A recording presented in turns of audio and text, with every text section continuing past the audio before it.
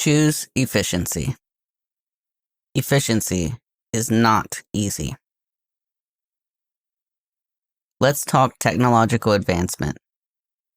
Over the eons, advancements in technology have offered an opportunity to make humanity's time on this planet easier and more efficient. However, greed often destroys the latter, making things 10 times more difficult, all in the name of the almighty currency we call money. AI has grown rapidly, and it has been shoved in front of the layperson and entrepreneur alike, also in the name of money. No one knew how they would make back their investment on this new form of technology, but they invested a shit ton of money anyway, seeing the potential for easier rewards for themselves down the line. But how do the rich keep making more and more money? By way of the layperson. If they can get us hooked on this new technology, they don't face a total loss. It's that simple. They need us to cooperate, but we are human beings with free will. Control is an illusion, because it supposes people will bend their will to another's control. I don't know about you, but I am a free agent. I utilize my free will every single day, and I say no to anything not in alignment with my greatest sense of self and overall life purpose. But this goes so much further than AI. AI is merely one piece of a much greater technological advancement period. While most people are up in arms over music generators and chatbots flooding the internet, definitely a concern, even for this guy who both uses the tools and self-creates simultaneously. We have a potential police state to be concerned about right now. The increase in surveillance technologies is starting to run rampant, and in an era where the government is completely disregarding the justice system's decrees and doing whatever the hell it wants, including detaining and killing innocent people, the cause for concern is incredibly obvious. I'm old enough to have lived through 9/11. I remember when the DHS was initiated. There were arguments on all sides about new levels of surveillance that stemmed from the creation of the DHS and the things our leaders were saying about it at the time. Some people were concerned, while others confidently argued that there was nothing to worry about if we were doing nothing wrong. Well, in an ideal world, I could get behind the latter, but we do not live in a utopia. This world is not ideal, never has been, and never will be. That fear did not get us anywhere, and it didn't turn into the police state many feared it would. Thank Jeebus, right? This doesn't mean it was unwarranted by any means. All one has to do is look back at historical events to understand why the fear exists in the first place. World War II is the most often cited because it's the most recent major event we have to look back on. The fact is, police states never work well for the people. But we do not live in that time anymore. We were much more focused on people abroad at the time. These days, the focus by our government is dissension in, among, and between the people of this nation. If we are at war with one another, they get to make massive sweeping changes that inevitably force control upon us as a whole, simply because we were not paying attention to what actually mattered. It's worth noting here that I am not a conspiracy theorist. I do not partake in typical news media at all, actually. I intentionally get information from sources who are neutral in their telling of facts and events. They do exist. I strongly encourage everyone to locate them and discard the rest, as the rest are also in it for the attention and therefore money. When money is the motivating factor for sharing information, it is ultimately skewed. It's not about what the public wants or needs, but rather what will get their attention the fastest and for the longest duration. I choose to be an observer more than an actor. It is through clear observation that I'm able to recognize patterns of behavior in both individuals and systems. This began as a trauma response, hypervigilance. Through my healing journey, I morphed hypervigilance into hyperawareness. One might ask what the distinction is between the two. In my experience, hypervigilance is scanning the environment for threats. Hyperawareness is keen observation not only of threats, but of all manner of things across the spectrum of good and bad. This is incredibly subjective, as it should be. We are individuals after all, and while we may have overlaps in our lived experiences, none of us is the same.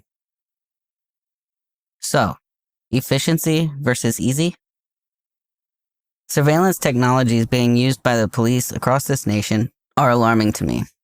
This isn't because I feel police do not need nor deserve advancements. On the contrary, I'm a believer that humanity as a whole desires and deserves advancements. However, humanity's problem as a whole is to take things to extremes, to partake in black and white thinking patterns. Every single time we gain new technologies, there are people who immediately look to these technologies for a quick buck. They do this without consideration of potential outcomes, thinking solely of themselves and what they have to gain. This is merely one face of evil on our planet. It essentially disregards everyone but oneself, including the divine. Many police agencies are harnessing these technologies for the sake of ease and not efficiency. Perhaps some definitions of these terms would be of service here. Ease. Noun. The condition of being comfortable or relieved. Freedom from pain, worry, or agitation. Freedom from difficulty, hardship, or effort. Efficiency. Adjective. Acting or producing effectively with a minimum of waste, expense, or unnecessary effort. Causing less waste or requiring less effort than comparable devices or methods. What do the two have in common? Effort. Ease is freedom from efforting, while efficiency is more about discernment of efforting. Our lives would be non-existent without effort. We have to put forth effort in order to achieve anything whatsoever, including acts of self-care. To effort is to move. Imagine a police force that does not put forth effort. Just for a moment, that's all you need. Efficiency is how we gain the best usage of new technologies. We use them as tools rather than a means to an end. They are meant to enhance our lives, not entirely overtake them and direct them. When policing agencies utilize these tools the same way the layperson does, the entire system goes to shit. Straight up. We must learn and use discernment when interacting with new advancements. We have to find our own balance with them, much like every other aspect of our lives. A real-world example. There was an event in which a woman driving an SUV with multiple kids in the car ranging from single to double digits, the oldest being 17, was parked in a parking lot trying to find a salon on her phone. The police appeared suddenly with guns drawn, yelling at her, the kids terrified and screaming in the background. As a kid who experienced trauma due to sound sensitivity and police sirens, I will tell you right now, those police officers, through their sheer unconscious negligence and need for ease, likely caused lifelong trauma in those kids. They believed the vehicle to be stolen. The fact is, it wasn't an SUV at all they were looking for, but a motorcycle. They ended up potentially traumatizing an entire group of children, all because they didn't put forth any effort into sorting out the details of what was in front of them. But Taras, what am I to do with this information? I know of some people who refuse to use AI technologies at all. While I am a live and let live person, I do not see this as the way forward. The fact is AI is here and new technologies do not appear overnight.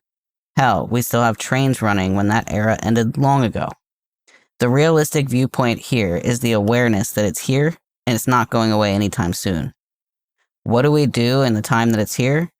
We learn it, understand it, train ourselves to spot it, likely the most important factor here, and ensure others know the dangers of not doing so.